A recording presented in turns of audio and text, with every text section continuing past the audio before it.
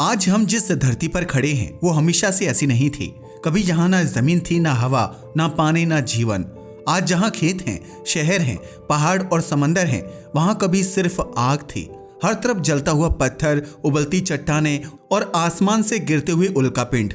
लगभग 4.5 अरब साल पहले धरती बस एक गर्म गोला थी, इतनी गर्म कि कोई ठोस चीज टिक ही नहीं सकती थी। जो भी भारी था वह पिघलकर नीचे की ओर बहता चला जाता था। और यहीं से शुरू होती है धातुओं की असली कहानी। जब धरती पूरी तरह पिघली हुई थी तब उसके अंदर मौजूद हर चीज ने अपना स्थान चुना। भारी चीजें नीचे गईं, हल्की चीजें ऊपर रहीं। लोहा और निकल जैसी भारी धातुएं धीरे धीरे धरती के केंद्र में जमा होती चली गईं। ऊपर की तरफ सिलिकॉन, ऑक्सीजन और हल्की चट्टानें रह गईं। समय बीतता गया और धरती के भीतर एक विशाल गोला बन गया, लोहा और निकल से बना हुआ। यह गोला आज भी मौजूद है और इसका तापमान लगभग सूरज की सतह जितना माना जाता है। यही धरती का दिल है, यही उसका कोर। यह कोर सिर्फ एक गर्म धातु का ढेर नहीं है, यह लगातार घूमता रहता है और इसी घूमने की वजह से धरती के चारों ओर एक अदृश्य सुरक्षा कवच बनता है। इसी सुरक्षा कवच की वजह से सूरज की खतरनाक किरणें सीधे धरती तक नहीं पहुंच पाती। अगर यह लोहे वाला कोर न होता तो धरती की हवा कब की उड़ चुकी होती, पानी अंतरिक्ष में खो जाता और धरती भी आज मंगल जैसी सूखी और बेजान होती। यानी धरती पर जीवन की एक बड़ी शर्त लोहा था। जैसे जैसे समय बीता धरती ठंडी होने लगी, ऊपर की सतह सख्त होने लगी, लेकिन नीचे आग अभी भी मौजूद थी। धरती के अंदर दबाव बना, चट्टानें टूटी और ज्वालामुखी फटने लगे। जब ज्वालामुखी फटे तो वे सिर्फ लावा ही नहीं लाए, वे धरती की गहराइयों में छिपी धातुओं को भी ऊपर ले आए।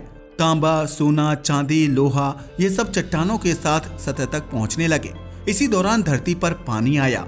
लगातार बारिश हुई हजारों साल तक। इस बारिश ने चट्टानों को घिसा, तोड़ा और बहाया। धातुएं पानी में घुलकर नदियों के साथ बहती चली गईं और अलग अलग जगह जमा होती रहीं। यहीं से बने खनिज भंडार। यहीं से तय हुआ कि किस जगह सोना मिलेगा, कहाँ तांबा मिलेगा और कहाँ लोहा। धरती धीरे धीरे रहने लायक बन रही थी। पानी स्थिर हुआ, हवा बनी, तापमान संतुलित हुआ और इसी माहौल में जीवन की शुरुआत हुई। लेकिन जीवन सिर्फ पानी और हवा से नहीं बना। जीवन को धातुओं की भी जरूरत थी। पौधों को मिट्टी से जो खनिज तत्व मिले उनमें लोहा, कैल्शियम और मैग्नीशियम शामिल थे। बिना लोहे के पौधे हरे नहीं रह सकते, बिना कैल्शियम के कोशिकाएं मजबूत नहीं बनती। जब जानवर आए तो उनके शरीर में भी धातुओं की भूमिका साफ दिखी। खून में मौजूद लोहा ऑक्सीजन को पकड़कर पूरे शरीर तक पहुंचाने का काम करता है। हड्डियों में मौजूद कैल्शियम शरीर को ढांचा देता है।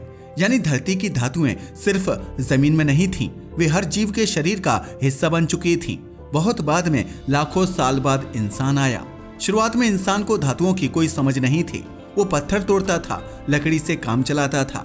लेकिन जब उसने पत्थरों को तोड़ना शुरू किया तो उसे कुछ अजीब चीजें दिखी। कुछ पत्थर भारी थे, कुछ पत्थर चमकते थे, कुछ आग में रखने पर पिघलने लगते थे।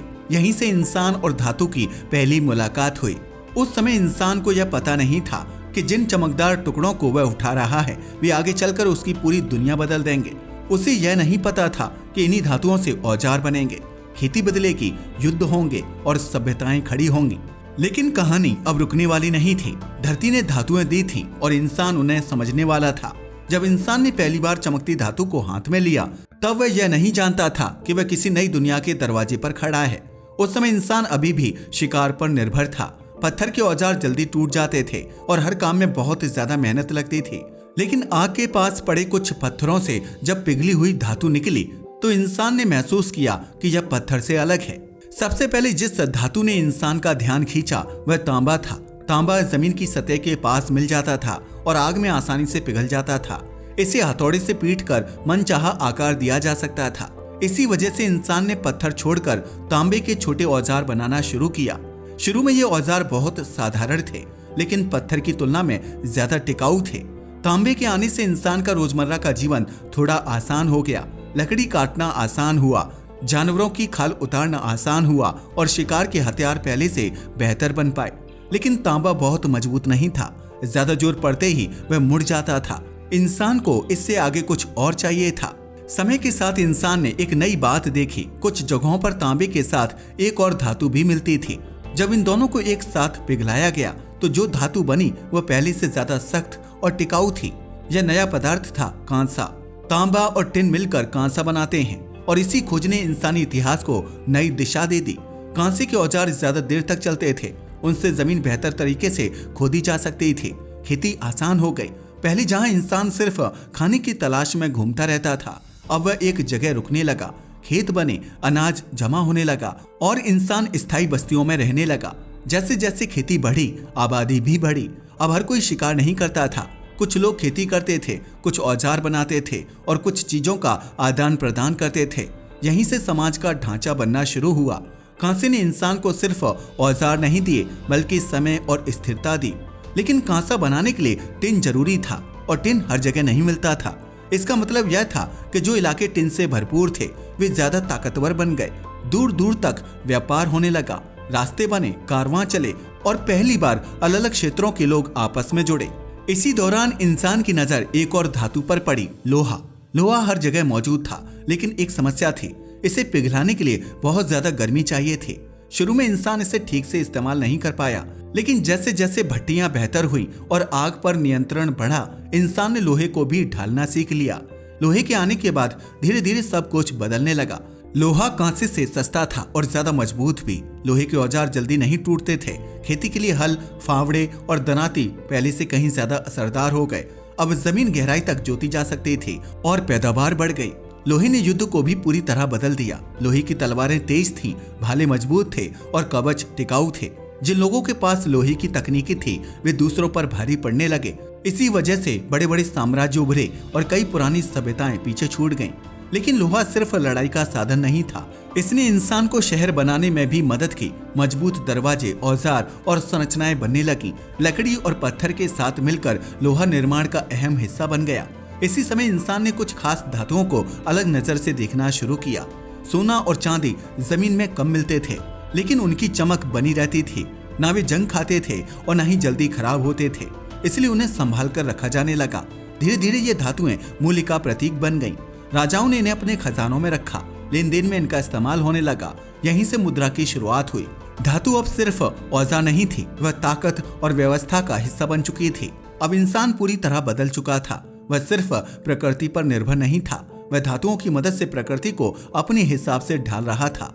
खेती, व्यापार, युद्ध और शासन सब कुछ धातुओं से जुड़ चुका था। जब इंसान ने तांबा, कांसा और लोहा समझ लिया, तब उसे यह एहसास हो गया था कि धातुएं सिर्फ औजार बनाने की चीज नहीं है, वे इंसान की ताकत बन चुकी थीं। लेकिन असली बदलाव तब आया जब इंसान ने धातुओं को मशीनों से जोड़ना शुरू किया। यही वो मोड़ था जहां दुनिया एक बार फिर बदलने वाली थी। समय के साथ इंसान ने आग और भट्टियों पर बेहतर नियंत्रण हासिल किया। लोहे को ज्यादा शुद्ध तरीके से ढालना संभव हुआ। इसी से एक नई धातु सामने आई, जिसे आज हम स्टील के नाम से जानते हैं। स्टील लोहे से ज्यादा मजबूत था और लंबे समय तक टिकता था। इसने बड़े ढांचे बनाना आसान कर दिया। जब भाप से चलने वाली मशीनें बनी तो उनके हर हिस्से में धातु थी। इंजन, पहिए, पाइप सब कुछ लोहे और स्टील पर निर्भर था। कारखाने खड़े हुए, बड़े पैमाने पर उत्पादन शुरू हुआ और पहली बार इंसान हाथ के बजाय मशीनों पर भरोसा करने लगा। यहीं से औद्योगिक युग की शुरुआत हुई। रेल की पटरियां बिछी, लोहे के पुल बने और जहाज पहले से कहीं बड़े हो गए। धातुओं ने दूरी को छोटा कर दिया। शहर तेजी से बढ़े और लोग गांवों से निकलकर कारखानों के आसपास बसने लगे। इंसान का जीवन पहले से तेज हो गया। इसके बाद आई बिजली। बिजली अपने आप में दिखाई नहीं देती, लेकिन उसके हर रास्ते में धातु मौजूद है। तारों में तांबा, खंभों में लोहा, मशीनों में स्टील। बिना धातुओं के बिजली ना बन सकती थी और ना ही पहुंच सकती थी। जब घरों में बिजली पहुंची तो रात और दिन का फर्क मिटने लगा। काम का समय बढ़ा और दुनिया पहले से ज्यादा सक्रिय हो गई। जैसे जैसे तकनीक आगे बढ़ी, इंसान को सिर्फ मजबूत धातुएं ही नहीं बल्कि हल्की और खास गुणों वाली धातुओं की जरूरत पड़ने लगी। एल्यूमिनियम ने जहाजों और विमानों को हल्का बनाया। निकल और क्रोमियम ने धातुओं को जंग से बचाया। अलग अलग धातुओं को मिलाकर नई किस्में बनाई गईं ताकि काम और बेहतर हो सके। 20वीं सदी में धातुओं की भूमिका और गहरी हो गई। अब धातुएं सिर्फ बाहर दिखने वाली चीजों तक सीमित नहीं रहीं, वे मशीनों के भीतर, तारों के भीतर और उपकरणों के सबसे छोटे हिस्सों में पहुंच गईं। रेडियो, टेलीविजन और बाद में कंप्यूटर सब धातुओं के बिना संभव नहीं थे। फिर आया मोबाइल फोन, एक छोटी सी चीज, लेकिन इसके भीतर दर्जनों धातुएं छिपी होती हैं। लिथियम से बैटरी बनती है, तांबे से तार और दूसरी धातुएं इसके छोटे छोटे हिस्सों को काम करने लायक बनाती हैं। आज इंसान जो जानकारी सेकंडों में हासिल करता है, उसके पीछे धरती के भीतर से निकली धातुएं ही हैं। ऊर्जा की दुनिया में भी धातुओं ने अहम भूमिका निभाई। कोयला और तेल से चलने वाली मशीनों के बाद अब दुनिया बिजली और बैटरी की ओर बढ़ रही है। इन बैटरियों के लिए खास धातुएं चाहिए। लिथियम, कोबाल्ट और निकल जैसी धातुएं आज के समय में बहुत अहम हो चुकी हैं। इनके बिना आधुनिक ऊर्जा प्रणाली अधूरी है। कुछ धातुएं ऐसी भी हैं जो बहुत कम मात्रा में मिलती हैं, लेकिन बहुत ज्यादा असर रखती हैं। इन्हें दुर्लभ धातुएं कहा जाता है क्योंकि इन्हें निकालना और शुद्ध करना मुश्किल होता है। ये धातुएं पवन चक्कियों, उपग्रहों और आधुनिक उपकरणों में इस्तेमाल होती हैं। आज की तकनीक इन पर टिकी हुई है, भले ही आम आदमी इन्हें देख ना पाए। इसी बीच इंसान ने कुछ बेहद शक्तिशाली धातुओं को भी समझा। यूरेनियम जैसी धातुओं से बहुत बड़ी मात्रा में ऊर्जा निकलती है। इससे बिजली भी बनाई जाती है और हथियार भी। इसलिए इन धातुओं पर सख्त नियंत्रण रखा जाता है क्योंकि इनकी ऊर्जा इंसान के लिए वरदान भी है और खतरा भी।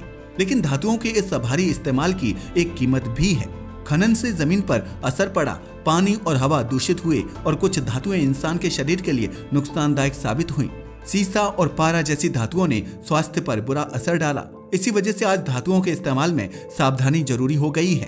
अब इंसान सिर्फ नई धातुएं निकालने पर निर्भर नहीं है। पुरानी चीजों से धातुएं दोबारा निकाली जा रही हैं। पुराने वाहन, मशीनें और उपकरण फिर से उपयोग में लाए जा रहे हैं। इससे धरती पर बोझ थोड़ा कम हो रहा है। आज इंसान ऐसी स्थिति में है जहां उसे पता है कि धरती के भीतर मौजूद धातुएं सीमित हैं। इसलिए भविष्य की योजनाओं में संतुलन जरूरी है। नई तकनीक, बेहतर उपयोग और पुनः प्रयोग, यही आगे का रास्ता है। यह पूरी कहानी यही दिखाती है कि धातुएं सिर्फ धरती का हिस्सा नहीं है, वे इंसान के हर कदम के साथ जुड़ी रही हैं। धरती के जन्म से लेकर आधुनिक दुनिया तक धातुएं लगातार इंसानी इतिहास को आकार देती रही हैं। यही वो सच्चाई है जिस पर आज की दुनिया खड़ी है। आज के लिए बस इतना ही। वीडियो पसंद आया हो तो इसे लाइक और शेयर करें। धन्यवाद।